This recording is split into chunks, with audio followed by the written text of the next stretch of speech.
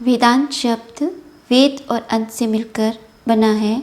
शाब्दिक व्युत्पत्ति की दृष्टि से वेदांत का अर्थ है वेदों का अंत, किंतु यहाँ जो अंत शब्द है वह समाप्ति के अर्थ में प्रयुक्त नहीं होकर चरम सीमा या पराकाष्ठा के अर्थ में प्रयुक्त हुआ है।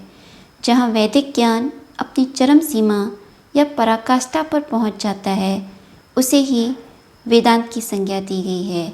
वेदों का जो अंतिम भाग है वह उपनिषद है और उपनिषदों में जो वैदिक ज्ञान है वह अपनी चरम सीमा या पराकाष्ठा पर पहुंच जाता है। अतः वेदांत विषय ज्ञान वह ज्ञान है जो मुख्यतः उपनिषदों पर आधारित है। वेदांत की परिभाषा करते हुए संस्कृत में वेदांत सार में स्पष्ट किया गया है कि वेदांत नाम उपनिषद प्रमाणम, अर्थात वेदांत विषय ज्ञान जो है उसके लिए उपनिषद ही प्रमाण है।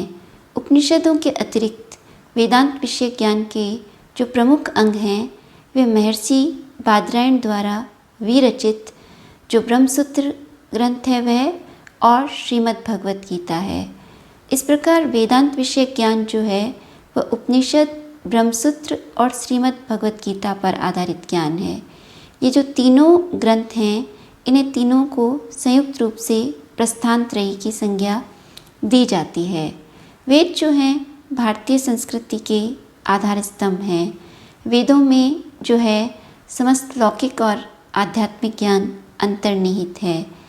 वेद जो हैं कुल 4 हैं, ऋग्वेद, यजुर्वेद, सामवेद और अथर्ववेद। वैदिक साहित्य जो है उसके 2 भाग हैं।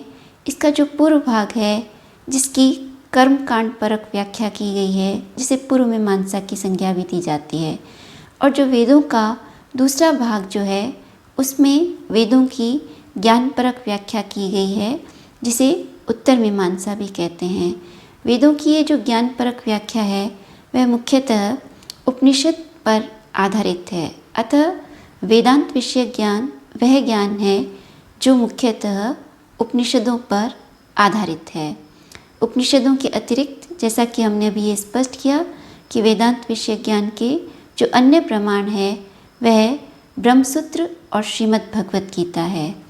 इस प्रकार जो वेदांत विषय ज्ञान है उसके प्रमुख 3 आधार स्तंभ हैं, उपनिषद, ब्रह्मसूत्र और श्रीमद् भगवत गीता।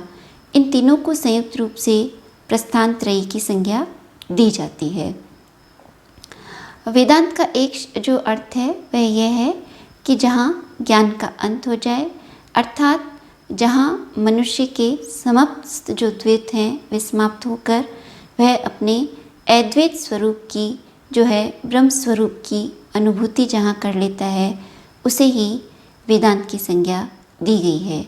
इस प्रकार शाब्दिक व्युत्पत्ति की दृष्टि से हमने देखा कि वेदांत जो है उसका अर्थ है वेदों का अंत, और इस वेदांत के जो है 2 मुख्य अर्थ हो सकते हैं। एक, जहाँ वैदिक ज्ञान जो है अपनी चरम सीमा या पराकाष्ठा पर पहुँच जाता है और यह जो ज्ञान है मुख्यतः उपनिषदों पर आधारित है। दूसरा, जहाँ मनुष्य के जो है ज्ञान विषयक जो है समस्त द्वैत समाप्त हो जाते हैं और जीव जो है अपने ब्रह्म स्वरूप चैतन्य स्वरूप की साक्षात अनुभूति जहाँ कर लेता है उसे ही वेदांत की संज्ञा दी गई है।